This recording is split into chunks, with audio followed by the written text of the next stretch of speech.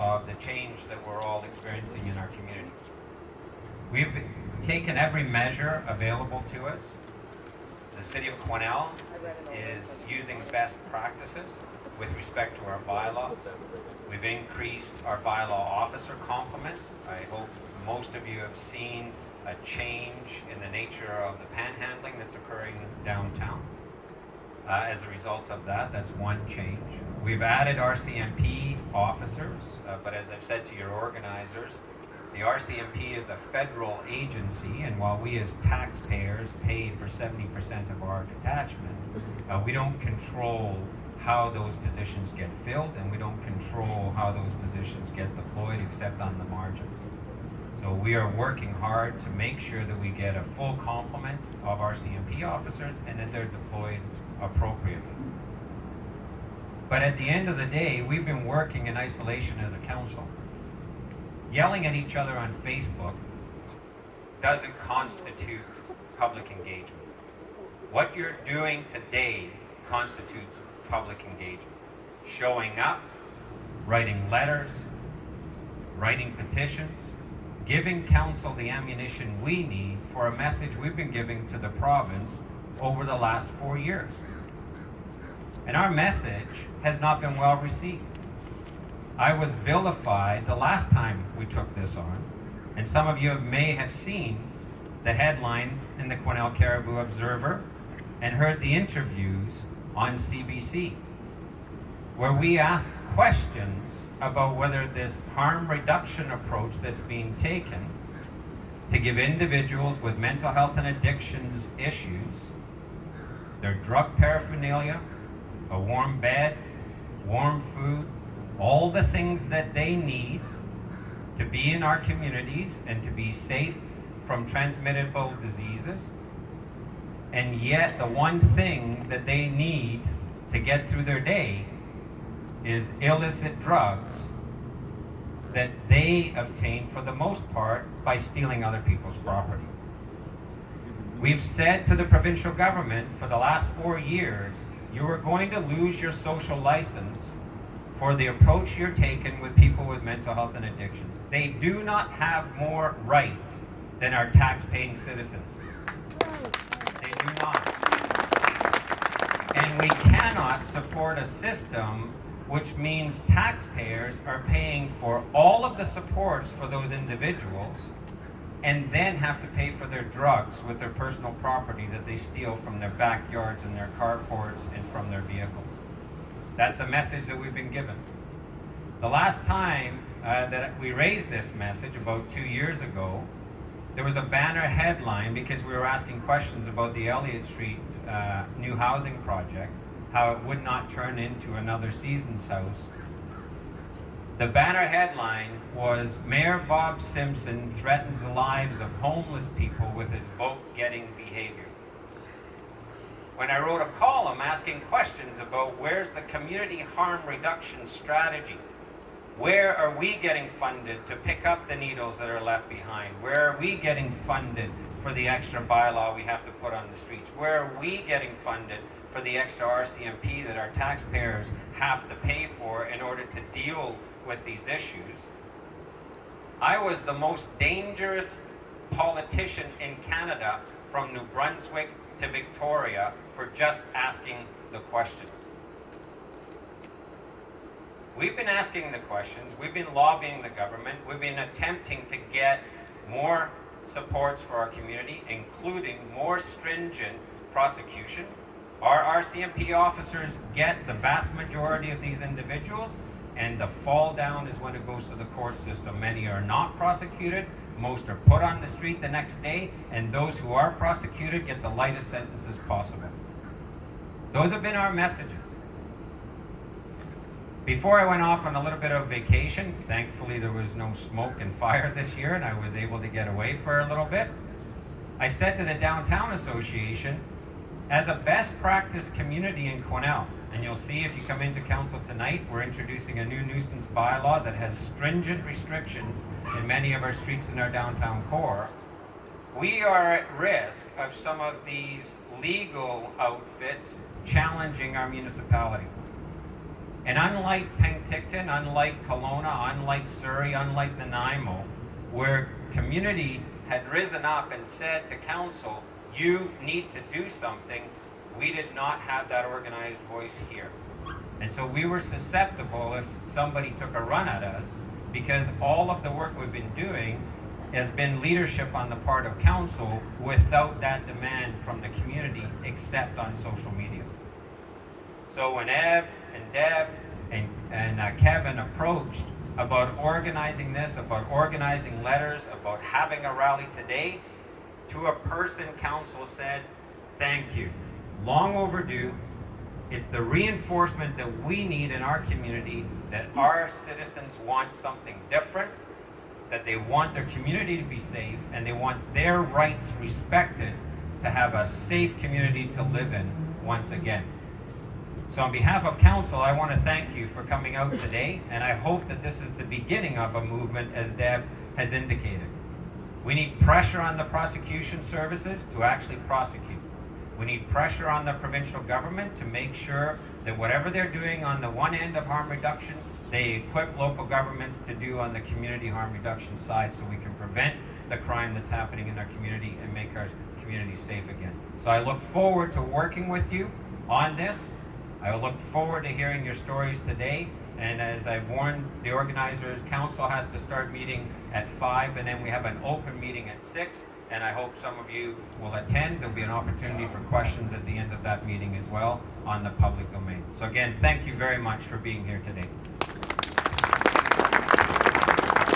Thank you, Bob. I'd like to ask our MLA Coralee to come forward now and say a few words. Thank you very much. Well, I want to say thank you very much to everyone who's shown up here this afternoon. And I don't want to speak too long because I think before 5 o'clock, I think we need to wrap our minds around some action that needs to happen. And I think that's what we're here for. We're here to make sure we're taking steps and we're getting some action and we know some next steps. I want to thank the organizers because I too have been hearing stories from businesses and community members throughout, not just downtown, but I was at a cattlemen's association and the topic was about rural crime. When has a cattlemen's association meeting been about crime? And that's the main topic that we have. You know, I've got letters that have been sent in. I've sent 13 letters to Minister Farnworth about the resources that we need in our community. The concerns that I've heard from community members, not just feeling fear and concern in our communities, but the cost that it has taken on just residents and the businesses in our communities. Taxpayers that invest and make sure our community is as strong as it possibly can. And when you are faced week after week and trying to take steps to keep your business or your residents safe, and you still do not feel that sense of safety, we've got to take some action. And so there are a lot of things that we need to do, but the first step is we need to stand together. And I appreciate the fact that moving forward as today, we heard from the mayor and city council, we're in this together. We got to stop working in silos. We got to make sure that we're communicating together. We got to make sure that we're sending a message to the province and the federal government that we are a community to be reckoned with. We are a community that stands up. We are a community that are not shy about speaking truth to what is happening in our community. We're not going to stand for the continued action that we've seen in our community. Now, there are steps that we've been told that we need to take. We will take those steps as a business community and as community and residents by making sure we're doing the proper procedural actions, by making sure we're contacting the RCMP every time an incident happens, because we get pushed back that unless there's records, that it's hard for RCMP to take action. Well, let's make sure that every single time something happens, that we are sending in that message and we're doing those steps. As a business community, we're standing up. We are going to make sure that we put the resources to support one another, to make sure that there are steps that are being taken, that the message goes out, that we're standing up for our community. We're also sending a very strong message to the BC government that through BC Housing or whatever steps that are taken, if we've got individuals that are coming into our community, we need resources to support them. Do not send people into our community without the wraparound supports that are needed in our community to take care of them. That is what is a community we're demanding. Now my final comment is, as leaders, it's our job to take the heat. It's our job that when people get angry that they might not like what we're doing. But it's our job to be your voice. It's our job to speak up. It's our job to represent you. And we will make sure that united, collaborative, at all levels of government, we are going to do that. I want to thank you for coming out today. We got a lot of work to do, but I know as a community that we're going to be able to do that. So thank you. Let's hear it for Coralee. Thank you, Coralee. Okay, I'm going to get Evelyn Toga, the General Manager of Regency Chrysler, up here, and this was her baby to begin with, and she's been working so hard. She's been compiling letters from all of you, and I hope some of you brought your letters. Anyway, put your hands together for Evelyn Toga, please. Hello everyone, this is super terrifying. Don't do this very often, but thank you so much for coming today. This was not an event that was planned by me, but I sure am grateful that it's happening. I've been working on the issue of increasing our policing in Quesnel over the last month, so I am super grateful that I've been given a chance to speak to you all here today. Locally, our RCMP officers are working in some really terrible conditions. They are extremely understaffed. So I just want to take a second and introduce myself again. I'm Evelyn Toga. I live here, I raise kids here, I work here, and I own a small business here in Quesnel. So I am super invested in Quesnel. About 3 years ago, the business that I work at, Regency Chrysler, really started to see a massive increase in theft, vandalism, and nuisance crimes. We did what I have always done when I felt I was in harm's way or if I had been victimized. We would call the police. The police would show up, and they started to give us strong advice, and we listened. They told us we didn't have good enough lighting, so we increased and upgraded our lighting. We didn't have good enough fencing, so we updated that. We didn't have enough cameras, we bought more. We didn't have good enough cameras, so we upgraded to better. We had the wood doors kicked in, so we replaced those with better. And then we felt we needed security patrols, so we signed on and paid for those. But then, on the 9th of August, an extremely good customer of ours left her vehicle at our dealership. It was broken into for petty crime. The thieves and vandals left food behind and spent time rummaging through her personal belongings, taking some things and leaving tons of broken shards of glass throughout her grandchildren's car seats. So we did what we always did. We called the police. They didn't come. So we called them again. They asked if the car was clean or dirty. We explained she lives on a dirt road. It's dirty. They then told us that they weren't going to bother coming because we didn't have it on camera and there was no way to get fingerprints. Well, this didn't sit right, and it started to really sink in that we surely haven't seen a lot of police presence in this town as of late. So I wrote a letter to the city, and in hindsight, now being the 27th of August, my letter was really naive.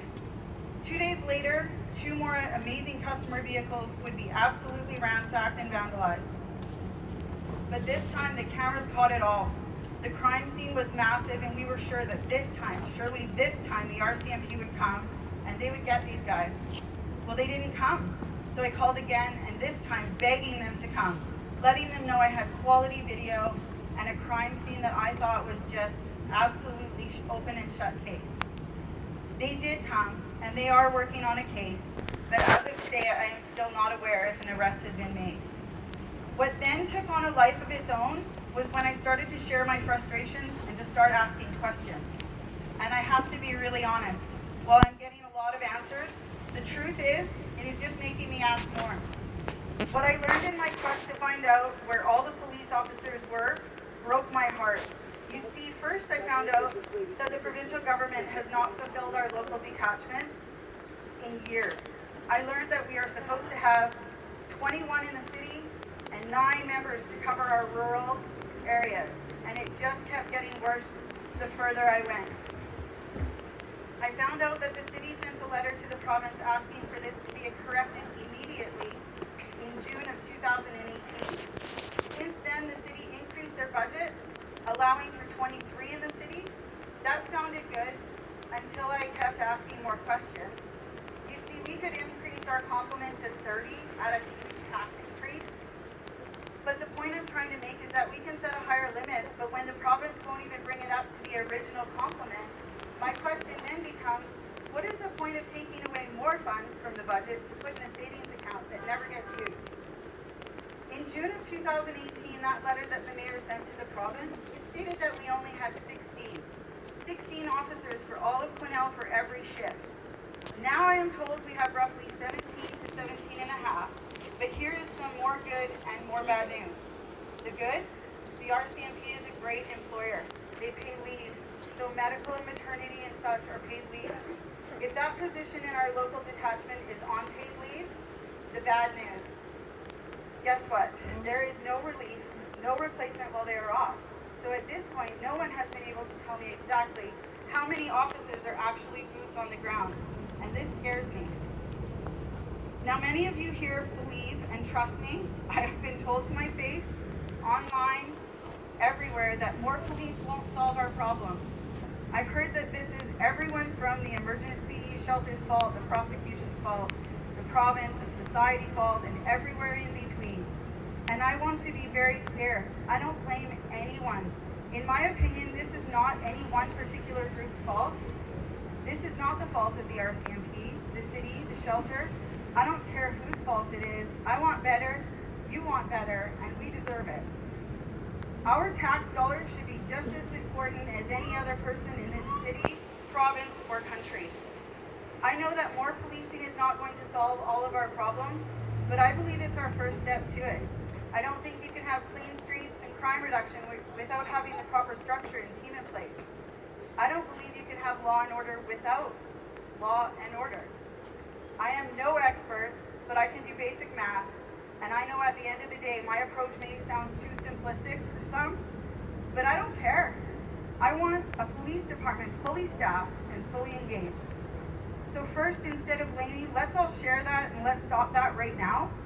And then let's lobby the hell out of our governments for fulfillment of our complement. And let's rally for some more rural officers too.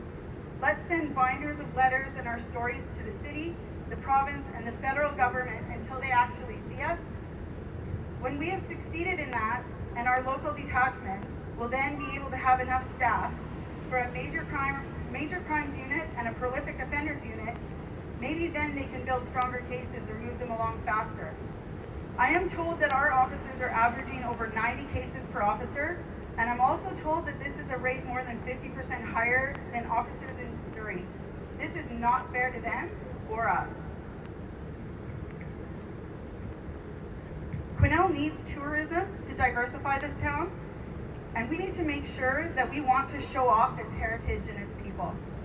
So let's also let Victoria and Ottawa know that we think the complement should be filled by cases per officer, not just by population. When we fulfill the basic needs of our local detachment, and if nothing changes and nothing improves, then we come right back here and we try again. If it is the prosecution process that isn't working, let's lobby that too. Let's stay engaged. Let's not ever give up. Let's not accept that this is going on everywhere and in every town as our new norm. Let's call BS on that, and let's show those other towns that this one works together. This town is tough. We have been dealing with job loss and uncertainty in the forestry sector for decades now.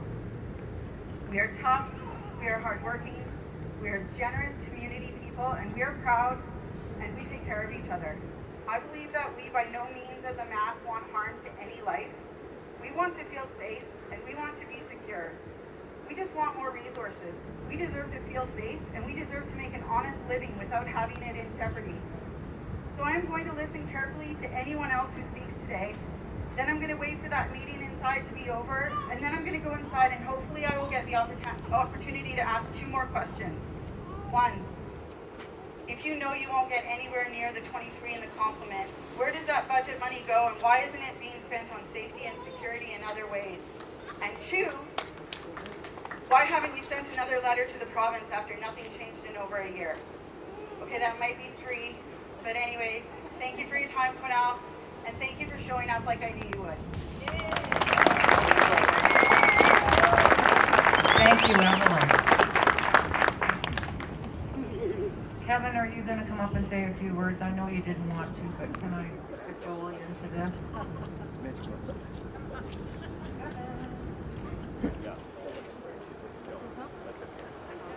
He says no. Okay. I'm going to open the mic to people who want to come up and share their stories. I would ask that you be polite. And is there anybody that wants to come and share a story? Come forward, please, and I'll introduce you. I don't know how you make it stay. Yeah, I don't know.